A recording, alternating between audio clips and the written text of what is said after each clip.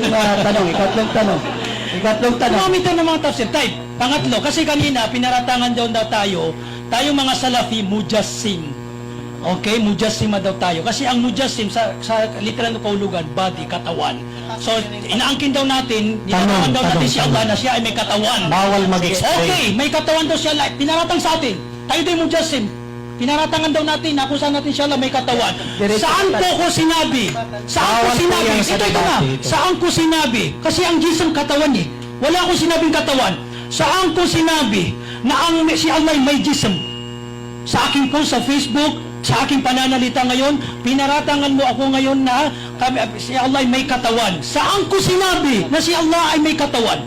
Okay. Bigay mo sa akin. Yun po yung tanong. Yung sinasabi po ninyo na ang mga Salafi ay nagpaparatang ng jism o katawan sa kay Allah subhanahu wa ta'ala. So yun po yung tanong. Okay ka lang.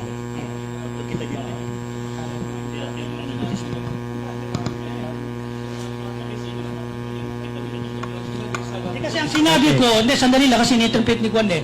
Kasi kanina kayo mo Jassim eh. Okay? Yun ang katanungan. Sabi ko, wala akong sinabing katawan. May katawan siya Allah. Ta'ala Allah. Sa'yo lang galing yan.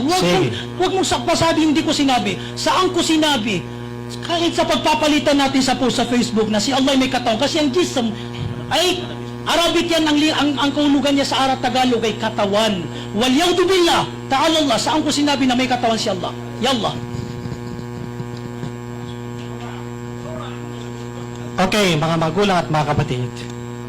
Yun ang kaniyang katanungan. Hindi daw niya sinabi na ang Allah ay may jism o may katawan.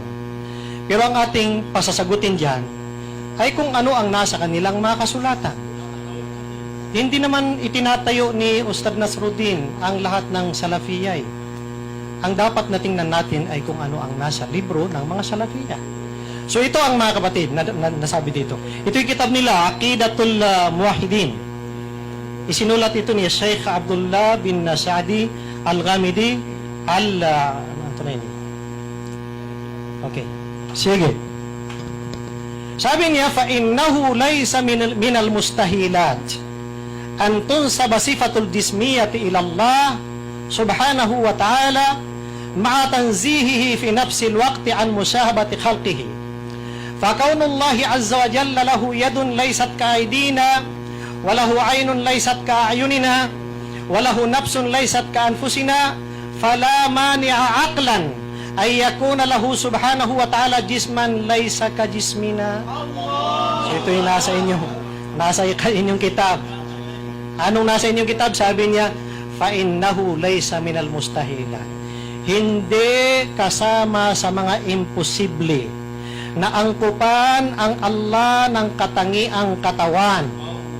Sabi nila, hindi daw imposible. Inaangkupan nila ng katawan. Okay. Fakaunullah, sabi niya, ang pagkakaroon ng Allah ng kamay, na hindi katulad ng ating mga kamay, ang mata na hindi katulad ng ating mga mata, ang sarili na hindi katulad ng ating mga sarili, fala mania aklan, walang isip ang nagbabawal na hindi maangkupan ng Allah ng jisam. Mayroon siyang katawan, subalit hindi katulad ng ating mga katawan. So mayroon silang sinasabi na may katawan ng Allah. So yan, nasagot ko na.